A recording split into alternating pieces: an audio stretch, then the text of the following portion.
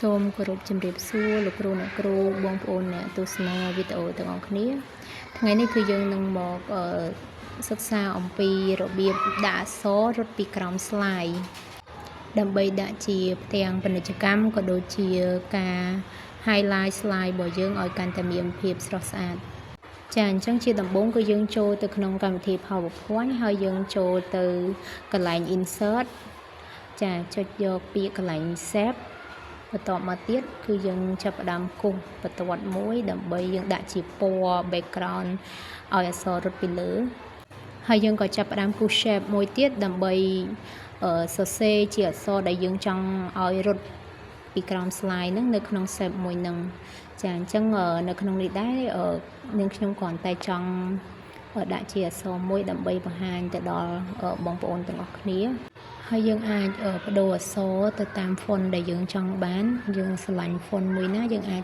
ផ្លាស់ប្ដូរទៅតាមហ្នឹងហើយនៅក្នុងវីដេអូនេះដែរគឺខ្ញុំ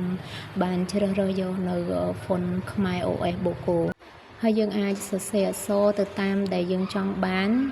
ចង់ដាក់ឲ្យរត់នៅក្រោម slide មួយនេះនៅក្នុងនេះខ្ញុំបានដាក់ចាដូចដែលបងប្អូនបានឃើញនៅក្នុងវីដេអូនេះអញ្ចឹងយើងអាចសរសេរមកចាសូមអរគុណសម្រាប់ការតាមដានវីដេអូក៏ដូចជាការមើលវីដេអូផ្សេងឬក៏យើងអាចដាក់ជាការឈ្មោះរបស់យើងដើម្បីជា credit slide របស់យើងក៏បានដែរហើយយើងអាចថែមថយពណ៌អក្សរទំហំអក្សរទៅតាមការចង់បានរបស់យើងព្រោះអក្សរហ្នឹងវានឹងរត់នៅលើ background ពណ៌ខៀវនៅខាងក្រោមហ្នឹងចាដូច្នេះលោកគ្រូអ្នកគ្រូចង់ឲ្យ font អក្សរមួយហ្នឹងជា font អក្សរអីយើងអាចសេរីទៅតាមហ្នឹងបន្តមកទៀតគឺយើងត្រូវចាប់លើកអក្សរហ្នឹងដើម្បីយកមកដាក់នៅពីខាងក្រៅ slide ហើយដើម្បីឲ្យនៅពេលដែលយើងចាប់ផ្ដើមចូល slide ទៅគឺវារត់ចូលមកតែម្ដងចា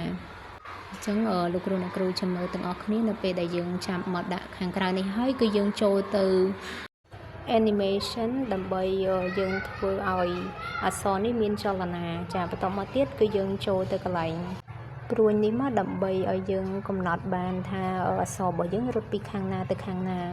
ហើយអក្សររបស់យើងពេលដែលដាក់ហ្នឹងគឺរត់លឿនចាអញ្ចឹងលោកគ្រូអ្នកគ្រូយើងអាចចូលទៅកំណត់បានយើងចូលទៅកន្លែង animation pane បន្តមកទៀតគឺយើងចុចសញ្ញាព្រួញក៏ពណ៌ក្រហមហ្នឹងទៅហើយយើងនឹងឃើញពាក្យ timing នៅពេលដែលយើងចុចចូលទៅកន្លែង timing ហ្នឹងហើយយើងនឹងឃើញពាក្យ start ហ្នឹងយើងជ្រើសរើសយក with previous បន្ទាប់មកយើងជ្រើសរើសនាទីតាមដែលយើងចង់កំណត់មកហើយចុងក្រោយគឺយើងយក until next click ចាបន្តមកទៀតគឺយើងជ្រើសយក OK ហើយយើងនឹងទទួលបាន slide ដែលមានអក្សររត់ពីក្រោមបែបនេះវីដេអូរបស់ខ្ញុំក៏បានឈានចូលមកដល់ទីបញ្ចប់សូមអរគុណសម្រាប់ការតាមដានទស្សនាវីដេអូមួយនេះហើយក៏សង្ឃឹមថាវាជាចំណេះដឹងមួយចែករំលែកទៅដល់បងប្អូនទាំងអស់គ្នា